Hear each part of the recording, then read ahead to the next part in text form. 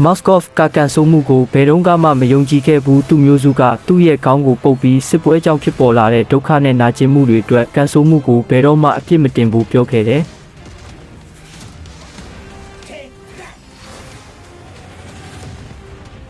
စစ်မှန်တဲ့စစ်တီတယောက်ကသူ့လက်ထဲမှာကင်ဆောင်ထားတဲ့လက်နက်တွေနဲ့ရှင်တန်ရက်တီရေးအတွက်တိုက်ပွဲဝင်ပါတယ်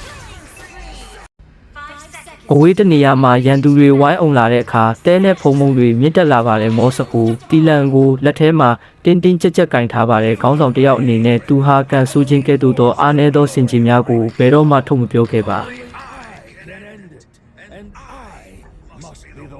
ထို့ပြင်သူသည်ကြာရှုံးမှုများအတွက်မိသည့်အရာကိုမျှအပြစ်မတင်ပါတာပေမဲ့ကန်ဆိုမှုတွေကြုံလာခဲ့ရင်သူသည်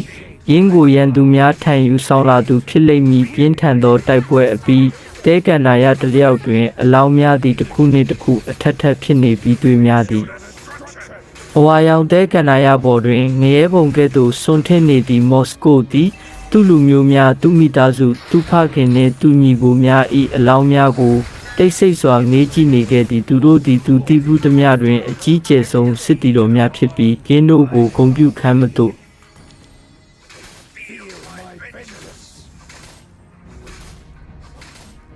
ယူဆောင်ခဲ့သည့်မော်စကိုသည်လှန်ကိုတဲကန်နာရတဲ့သို့ပိုးဆိုင်လိုက်ရာသူစိတ်ထဲတွင်ကြောက်မက်ဖွယ်ကောင်းတရားတွေတစ်ခုဖြစ်ပေါ်လာသည်ဒါကကုံဆောင်တာလားမဟုတ်ဘူးငါအသက်ရှင်နေတဲ့၍ငါတို့မှာအနာဂတ်ရှိတဲ့သမိုင်းကကျွန်တော်တို့ကိုမှတ်မိနေလိမ့်မယ်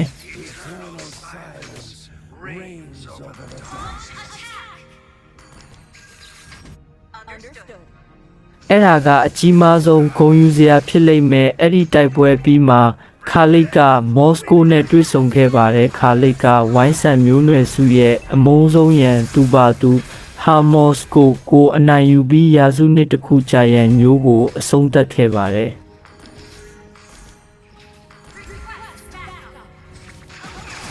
အဲ့ဒီတိုက်ပွဲပြီးကလေးကခါလိတ်ကတဲကန်နာရထဲမှာစူဇန်လေးလာရေးခီးထွက်ခဲ့ပါတယ်ဒါပေမဲ့မော်စကိုပြန်ရောက်နေပါပြီခါလိတ်ကအရေးပေါ်အစည်းအဝေးခေါ်ယူခဲ့ပေမဲ့ချက်ချင်းပဲမောင်မိုင်းမှုတွေကြီးဆိုးလာပြီးမော်စကိုဟာအတားအဆီးအလုံးကိုဖျက်ကျော်သွားခဲ့ပါတယ်ကြောက်မက်ဖွယ်ကောင်းတဲ့မှောင်မိုင်းမှုတွေထဲမှာမော်စကိုဟာငါရဲကနေပြန်လာတဲ့နတ်ဆိုးတစ်ကောင်လိုခါလိတ်ရှိမှာရက်နေခဲ့ပါတယ်ခါလိတ်ကမော်စကိုမင်းဒီမှာရှိနေတာကလည်းစားချေဖို့လားလို့မေးခဲ့ပြီးနောက်ခဏအကြာတွင်မော်စကိုပျောက်ကွယ်သွားပြီးတပ်ပြင်းချတန်တစ်ခုသာကြံရိတ်ခဲ့သည့်တနာစရာကောင်းသောတိုးကလေးဟုမော်စကိုကခါလိတ်ကိုပြောခဲ့တယ်မော်စကိုကငိမ့်သက်ခြင်းရဲ့လန်ဒန်ကိုကင်ထားဆုပ်မှောင်မိုက်ခြင်းဤလေးပွေများစုပွက်လာခဲ့တယ်မှောင်မိုက်သောအင်အားစုများကြားတိုက်ပွဲတွင်ကြဆုံးခဲ့သောစစ်တီတော်များဤယင်းဤသောမျက်နာကိုမြင်ပြီးမော်စကိုသည်မျက်ရည်များကျခဲ့သည့်ရှည်လျားပြီးဆွမ်းအားကြီးသောလှန်တမ်းဖြင့်နောက်ဆုံးတွင်မော်စကိုသည်အာဏာကိုထိန်းချုပ်နိုင်ခဲ့သည့်သူတစ်ယောက်တည်းယခုချိန်မှစ၍အမုန်းတရားများခံယူတော်မူသူကတိတ်ဆိတ်ချင်းလန်တန်ကိုအဝေးကကောင်းကင်ထဲကိုပြစ်လွတ်လိုက်ပြီးအမောင်ထုကသူ့ကိုဝန်းရံထားကာသူ၏လန်ကိုတီဘာကန်အပြက်စီးရီစီလမ်းညွန်ပေးခဲ့သည့်လက်စားချေရန်အမောင်ထုကိုထွေးပွေခဲ့သောစစ်တီတော်တူရန်သူတွေကမော်စကိုကိုတဲပေါ်မှာချီနှောင်ထားတဲ့အချိန်မှာ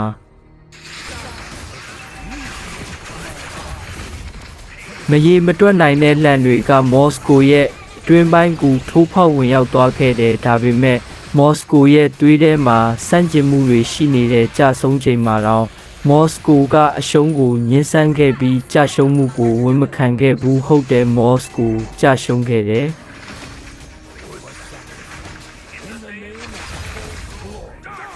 အဲ့ဒီတိုက်ပွဲကမော်စကိုရဲ့အဆုံးသတ်ပဲသူ့ရဲ့ပြိုင်ဘက်ခါလိတ်ကမော်စကိုရဲ့တပ်ဖွဲ့ထက်3ဆလောက်ပိုများတဲ့တပ်ဖွဲ့ကိုခေါ်လာခဲ့တယ်ဒါပေမဲ့မော်စကိုထွက်မပြေးခဲ့ဘူးဘာလို့လဲဆိုတော့မော်စကိုရဲ့မျိုးနွယ်စုနှစ်စုကြားကသွေးထွက်တန်ယူပဋိပက္ခကပြန်လှည့်လို့မရတဲ့ခြေနေတစ်ခုကိုရောက်နေခဲ့တဲ့မော်စကိုကအရန်ထက်မြက်တဲ့သူရဲကောင်းပဲမော်စကိုရဲ့နောက်ဆုံးချိန်တွေမှာဒီကြရှုံးမှုဟာတဲ တဲကန်နာရစစ်တီတော်တယောက်အတွက်ထိုက်တန်တယ်လို့ထင်ခဲ့တဲ့မျိုးနွယ်စုအတွက်တက်နဲ့ရင်းပြီးတိုက်ပွဲဝင်ခဲ့တယ်ရွှေရောင်တဲကန်နာရ၏မျက်နှာပြင်အောက်တွင်တဲမုန်တိုင်းကိုလောဘရာကြီးဖျက်ဆီးနေသည့်မော်စကို၏ခြေထောက်အောက်တွင်အယိုးတောင်ကြီးတစ်ခုရှိပြီးဘိုးဘွားများ၏မရေမတွက်နိုင်သောရုပ်ကွင်းများရှိသည့်မော်စကို၏အထက်တွင်လည်းဝိညာဉ်တိုသည်မကျေနပ်မှုတို့ဖြင်းပြနေသောဝေဒနာဖြင့်ငိုကြွေးနေကြသည်သူတို့ဟာမော်စကိုရဲ့လှန်စိတ်ပိုင်းတစ်ခုဖြစ်လာကြသည်မော်စကိုကမှောင်မိုက်ချင်းရဲ့လက်နက်တစ်ခုလိုယုံကြည်ခဲ့သည့်စစ်ပွဲတစ်ခုရဲ့ပူဆွေးမှုကိုငယ်စုကလေးကတည်ထားခဲ့တဲ့တဲကန္နာယမျိုးနွယ်စုတွေကြားကရန်မျိုးတွေကြောင့်ငယ်စုကလေးကရဲရင်တဲ့စစ်ပြီးတော့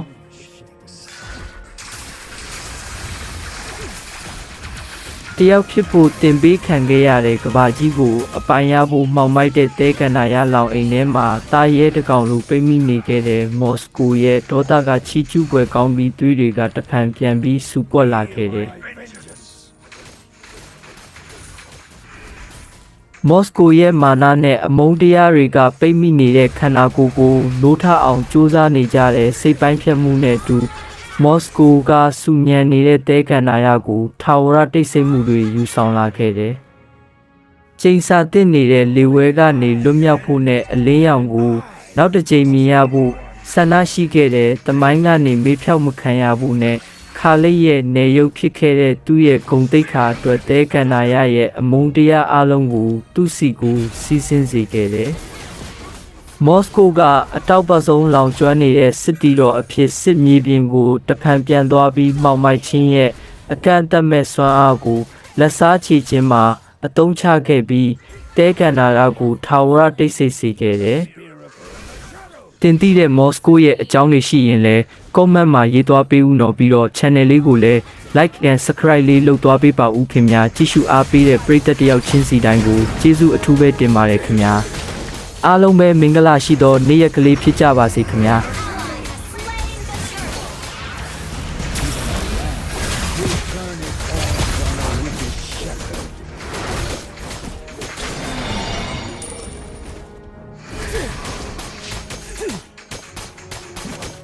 Eternal silence. Darkness coast. Die. Unstoppable. Perish in silence.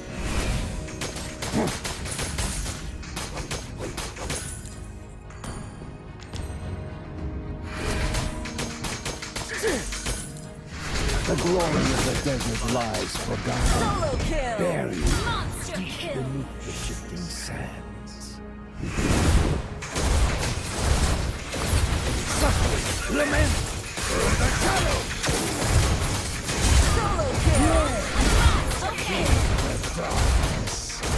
Team destroy the turret. Your team destroyed the turret.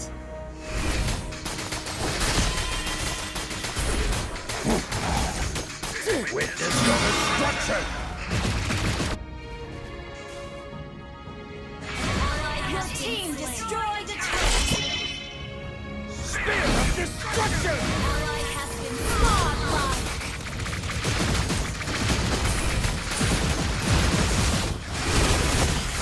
Control. Godlike. Silence and flash. Tanking.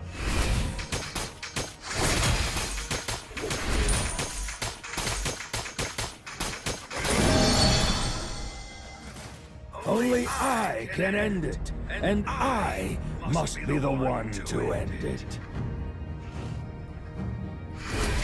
Request backup. Death brings has connection issues. Silence. Gather up the Lord. Revenge will be mine. Solo kill. The Legendary. desert will devour Gather your up the city. Lord.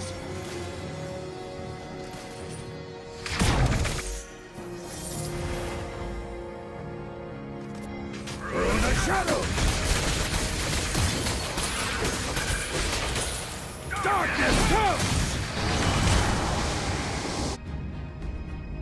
Gather up the Lord. Legendary.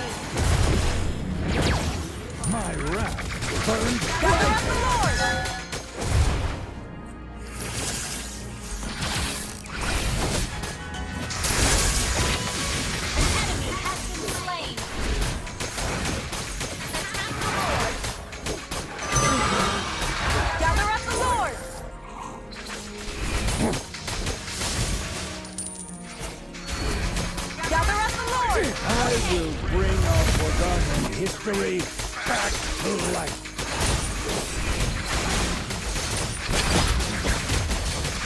Pay for your sins!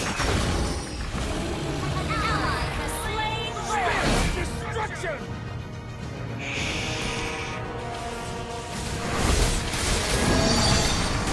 Your hatred fuels me!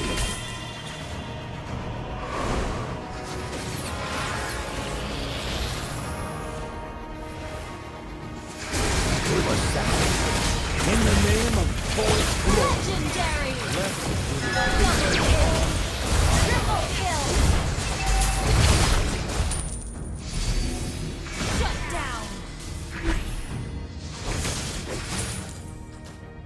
Launch attack!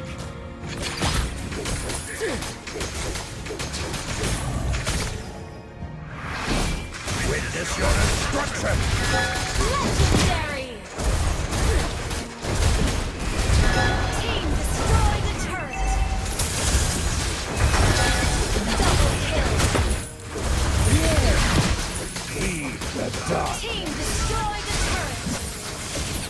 Your team destroyed a turret! The shadows! Has been slain!